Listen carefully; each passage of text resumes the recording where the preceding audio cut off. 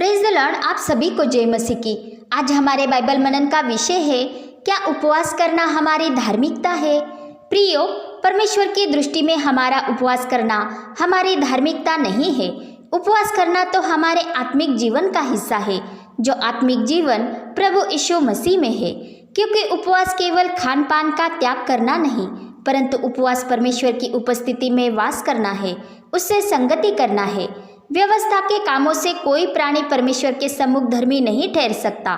इसलिए परमेश्वर ने हम पर अनुग्रह किया है और हम पर बिना व्यवस्था अपनी धार्मिकता प्रकट की है, ताकि हम उसके राज्य में धर्मी ठहरे। और वह धार्मिकता हमें प्रभु यीशु मसीह पर किए गए विश्वास के द्वारा प्राप्त होती है। उसमें किसी के लिए भी भेद नहीं।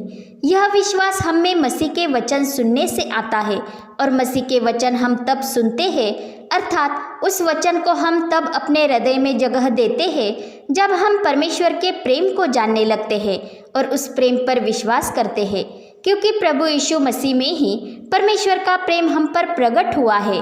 क्योंकि प्रभु यीशु ने हमारे सारे पापों का बोझ उठाकर अपने ऊपर ले लिया और हमारे पापों के बदले अपने ही देह का एक ही बार का बलिदान करके उसे क्रूस पर चढ़ाया, और तीसरे दिन मरे हुए में से वो जी उठा और हमारे लिए मृत्यु पर जयवंत हुआ, ताकि हम सार्वकालिक मृत्यु के बंधन से स्वतंत्र हो जाए। क्योंकि उसने अपने लहू से हमें मोल लिया है। जो हम पाप और मृत्यु की व्यवस्था के दासत्व में थे, परंतु अब हम परमेश्वर के अनुग्रह के अधीन हो गए हैं। इसलिए पाप की प्रभुता हम पर नहीं। इसलिए जब हम उसके प्रेम पर विश्वास करते हैं, तो हम भी उससे प्रेम करने लगते हैं। अर्थात हम संसार की चाल चलन का त्याग करके पवित्र आत्मा की अगुवाई में प्रभु यीशु के वचन के अनुसार उसकी आज्ञाओं पर चलते हैं। हम उसकी आत्मिक बातों को समझने लगते हैं, अर्थात हम परमेश्वर की धार्मिकता में बने रहते हैं। इसलिए अब हमारा केवल धार्मिकता के तौर पर धार्मिकता प्राप्त करने हेतु उपवास करना व्यर्थ है। जब प्रभु यीशु मसीह मानव रूप में इस जगत में था, तो उसके चेले उपवास नहीं करते थे, परंतु फरीसी और उनके चेले बहुत उपवास करते थे।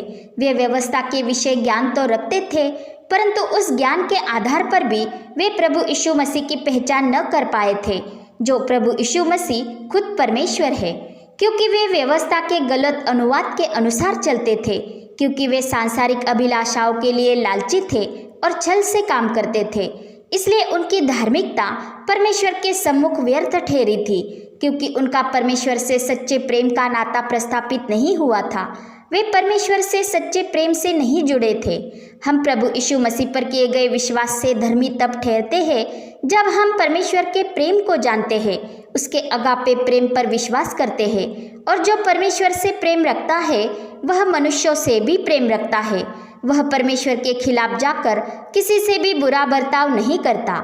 जैसे कि हम देखते हैं कि जो अपने आप को व्यवस्था के रखवाले समझते थे, वे अपनी धार्मिकता दिखाने हेतु उपवास तो करते थे, परंतु मनुष्यों पर अन्याय करते थे, जिस कारण प्रभु यीशु ने उन पर उल्हाना दी थी, इसलिए कि उन्हें अपने अधर्म का एहसास हो और वे परमेश्वर को और उसके वचन को अर्थात यीशु मसीह को जान ले और परमेश्वर के द्वारा बुलाए जाने का आदर करके उसके राज्य के वारिस ठहरे और औरों के लिए भी ठोकर का कारण न बने।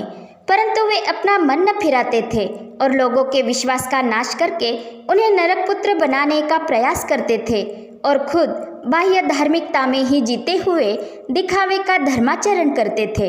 इसलिए प्रभु यीशु उनके समान आचरण न करने के लिए अपने चेलों को सचेत किया करता था। इसलिए वे प्रभु यीशु से डाह रखते थे और उस पर दोषारोपण करने हेतु झूठे इल्जाम लगाकर उसे पकड़वाने हेतु अवसर ढूंढते थे। इससे हम यह कह सकते हैं कि बिना प्रेम के उपवास करने वाला मनुष्य उपवास करके खान पान का त्याग तो करता है, परंतु उपवास के साथ ही वह नफरत करना, किसी की हानि करना, किसी के प्रति बदले की भावना रखना, किसी में फूट डालना, अपने मन के हट पर ही चलना, इन जैसी बुरी बातों पर भी चल सकता है। परंतु जो परमेश्वर के प्रेम को मन में रखते हुए उपवास करता है, वह इसलिए उपवास करता है कि इन जैसी बुरी बातों का अपने मन में प्रवेश न होने दे और परीक्षा में न पड़े। वह प्रभु की आत्मिकता में बढ़ने हेतु, उसके सामर्थ में चलने हेतु उपवास करता है। वह किसी के लिए मध्यस्थी करने हेतु उपवास प्रार्थना करता है। वह कभी भी किसी की बुराई की कामना नहीं करता। ऐसा व्यक्ति उपवास करके मन फिराता है यदि वह अपने देह में निर्बल हो जाए, ताकि वह शरीर की लालसा पर मन न लगाए, परंतु प्रभु यीशु की बातों पर मनन करे और प्रभु की सहभागिता में रहे। ऐसा उपवास परमेश्वर को भाता है जो गुप्त में किया गया हो, अर्थात जो उपवास केवल बाह्य धार्मिकता दिखाने के लिए न किया गया हो। अन्यथा ऐसा उपवास प्रेम के बिना केवल अपना शरीर जलाने के समान है। परंतु हम जानते हैं कि परमेश्वर को ऐसा बलिदान भाता है जो प्रेम सहित है। इसलिए 1 कुरिन्थियों 13:3 में कहा गया है कि यदि मैं अपना शरीर जलाने के लिए दे दूं और प्रेम न रखूं तो मुझे कुछ भी लाभ नहीं। इसीलिए यदि हम केवल उपवास करने में बढ़ते जाए परंतु न ही प्रभु यीशु के प्रेम में बने रहे और न ही एक दूसरे से प्रेम रखे तो हमारा उपवास व्यर्थ है, क्योंकि हम परमेश्वर की सबसे बड़ी और मुख्य आज्ञा को ही तोड़ देते हैं। फरीसियों ने लोगों को उपवास करना बाह्य धार्मिकता का अंग बताकर ही सिखाया था। इस कारण वे प्रभु यीशु के चेलों के उपवास न करने पर असमंजस में पड़ गए थे। और एक दिन उन्होंने यीशु के पास आकर उससे कहा कि यूहन्ना बपतिस्मा दाता के चेले और फरीसियों के चेले उपवास रखते हैं, परंतु तेरे चेले उपवास नहीं रखते। तब प्रभु यीशु ने उनसे कहा, जब तक दूल्हा बारातियों के साथ रहता है क्या वे उपवास कर सकते हैं? सो जब तक दूल्हा उनके साथ है तब तक वे उपवास नहीं कर सकते। परंतु वे दिन आएंगे कि दूल्हा उनसे अलग किया जाएगा, उस समय वे उपवास करेंगे। क्योंकि जब उपवास परमेश्वर के साथ वास करना होता है तो जो खुद परमेश्वर जो मानव रूप में उनके साथ था, तो वे शारीरिक तौर पर उपवास क्यों करेंगे? और अब भी उसने हमें अकेला नहीं छोड़ा है।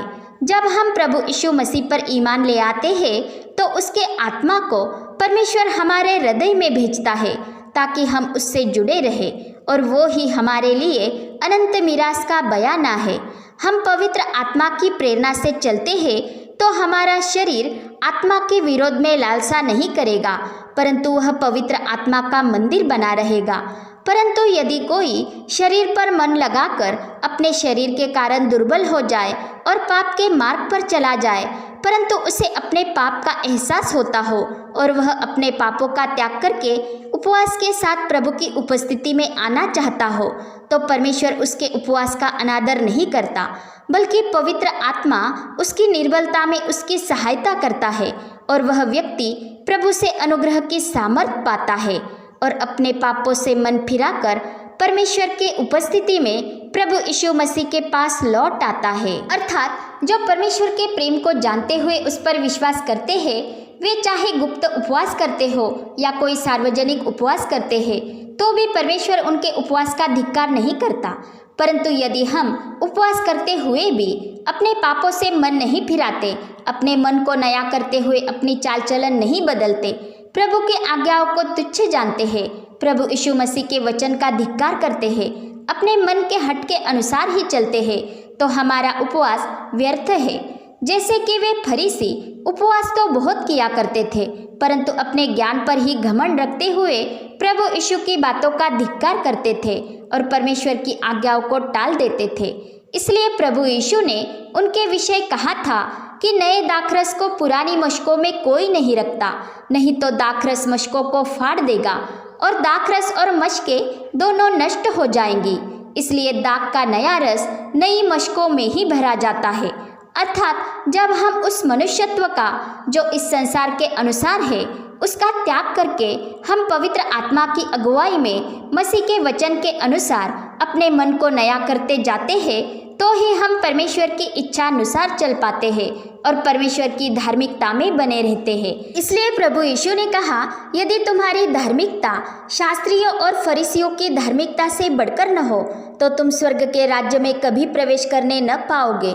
और हमारी धार्मिकता उनसे बढ़कर तब होगी जब हम में परमेश्वर का प्रेम हो, अर्थात हमारा धर्मी प्रभु यीशु मसीह जो पाप से अज्ञात था, परंतु परमेश्वर ने उसी को हमारे लिए पाप ठहराया ताकि हम उसमें होकर परमेश्वर की धार्मिकता बन जाए। इसलिए उसी पर किए गए विश्वास के द्वारा हम धर्मी ठहरते हैं। और यदि हम अपने पापों को मान ले तो वो हमारे पापों को क्षमा करने में और हमें सब अधर्म से शुद्ध करने में विश्वास योग्य और धर्मी है। वो ही हमारे लिए परमेश्वर का अवर्णनीय दान है। उसी में ही परमेश्वर का अगापे प्रेम हम पर प्रकट हुआ है और हम नाश नहीं किए गए, क्योंकि परमेश्वर का प्रेम सर्वसिद्ध है जो अधूरेपन को मिटा देता है। इसीलिए जो प्रेम नहीं रखता वो परमेश्वर को नहीं जान पाता, क्योंकि परमेश्वर प्रेम है। इसलिए उपवास हम धर्मी ठहरने के लिए नहीं करते, क्योंकि उपवास करना हमारी धार्मिकता नहीं, परंतु यह हमारे आत्मिक जीवन का एक हिस्सा है, जिसके द्वारा हम प्रभु से ही जुड़े रहते हैं और पवित्र आत्मा की प्रेरणा को समझते हुए, उसकी वाणी को सुनते हुए प्रभु की आत्मिकता में ही बढ़ते जाते हैं। पिता परमेश्वर का प्रेम, प्रभु यीशु मसीह का अनुग्रह और पवित्र आत्मा की सहभागिता हम सभी पर बनी रहे। आमीन।